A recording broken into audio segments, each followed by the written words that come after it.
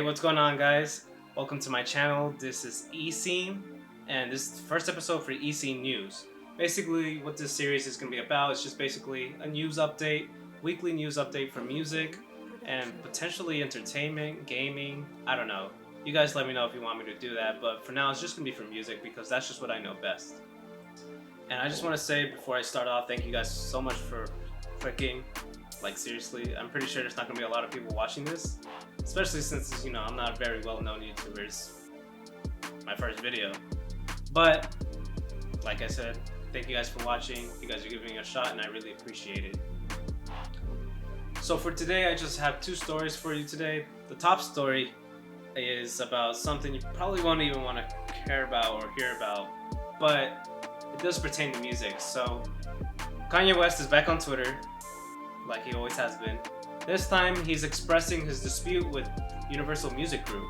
So the hip-hop artist is back at it again on Twitter. But this time, instead of politics, he's ranting about Universal, which is actually the parent company to his label Good Music and Def Jam's recordings. Universal is preventing him from buying back his master recordings. Along with ranting on Twitter, he posted multiple pictures of what appears to be contracts between him and the label. What West is trying to buy back is the original recordings and the rights of the music he has released with Universal.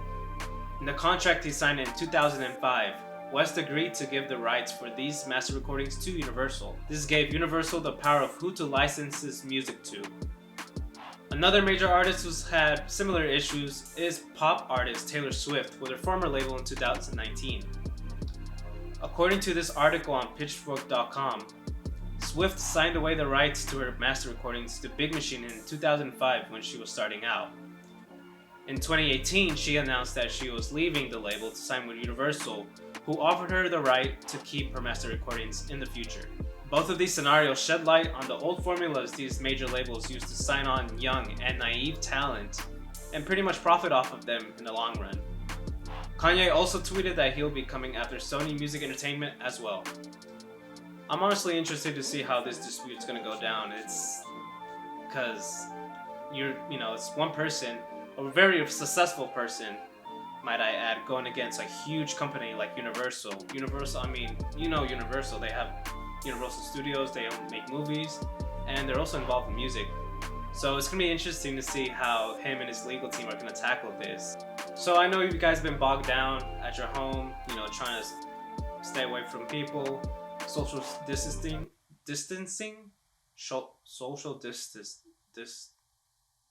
keeping your distance away from people just because you don't want to get sick, right? The pandemic hit, and it's what you got to do. And because of the pandemic, a lot of concerts have been canceled throughout, pretty much for the whole year. But music artists are adapting to a stay-at-home order by offering live performances through the internet and as well as TV.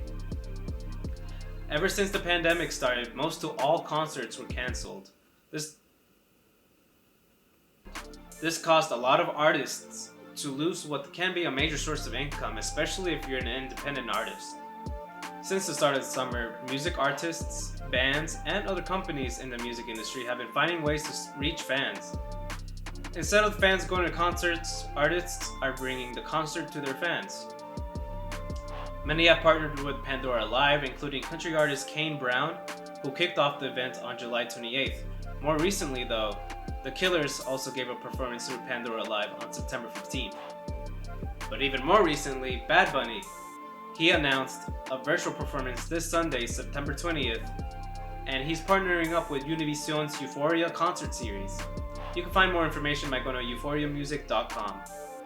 Gorillaz announced a virtual performance called Song Machine Virtual Live. This will be the cartoon band's first performance in 2 years, according to RollingStone.com. This performance will include music from their previously announced album Song Machine Season 1, Strange Times, as well as some old favorites. The new album is set to release on October 23rd this year, although a few singles are available to stream now. The live performance will air on December 12th and 13th via Live Now. So now let's talk about some music releases. I'm going to be talking about some music that may have released in the past week and today. So for today, September 18th, Alicia Keys, she has released a new album called Alicia, And I think this is probably the first time we've heard from Alicia Keys in a while, at least music-wise, you know. And if you're a fan, you definitely should check this one out. If you're a fan of R&B, check this one out. Lil Tecca, you probably know about him. He's rising up in the mainstream hip hop scene. He's released a new album called Virgo World. Go check that out if you're into him. Marilyn Manson, if you're into rock, Marilyn Manson, he's released a new album. It's entitled We Are Chaos, and I was actually listening to it last night, and it's actually not bad. If you're into rock, if it's kind of like a soft rock type of feel, and there's a few hard-hitting ones in there. If you're into that, you should definitely give this one a listen. Baby Keem, if you don't know, made it onto the XXL freshman list, and he's already put out projects in the past. He's releasing some singles today, Sons and Critics and Hooligans, which I listened to them both pretty good songs. Go ahead and check them out. The last track I want to talk about, it's kind of like my pick. This is Melvin's pick, if you will. It's by the R&B artist Maeda. Their new track Teen Scene featuring Buddy. Why this one is kind of sticking out to me is because it's produced by one of my favorite producers. If you already know me, you probably already know who it is, Kaytranada. Maeda is an R&B singer, like I said. She has a beautiful voice. You really need to check her out. And with her track Teen Scene, she paints a picture of what's like being a teenager, you know, that naiveness that we all have when we're teenagers. Falling for someone, doing whatever they do, drinking, underage drinking, you know, rebelling, essentially. But I would say this song's more kind of like a coming of age song, kind of growing apart with that person. The track itself has this nice pop feel to it with the amazing beat produced by Kaytranada. I honestly really like the beat. I love what Kaytranada makes. And I feel like her voice fits perfectly with the song, and Buddy's feature pretty much complements the track. It kind of reminds me of Georgia Smith's song On My Mind with a different feel. So if you like that one, definitely check this one out. Anyways guys, this is all I have for this video, especially now because my camera is dying and this is like the third take that I've done for this video. But anyways, thank you guys so much for watching. Please click the like button, subscribe, because I am going to be making these weekly. At least I'm going to try to. I'm also going to be doing reviews for songs and albums. And if you're into entertainment and gaming, please let me know. I'll talk about that too on this channel because I'm a fan of gaming, movies, TV, all that. But music is what I love. Anyways guys, thank you guys for watching. Please, like I said, click the subscribe button, and I'll see you guys on the next one. Take care.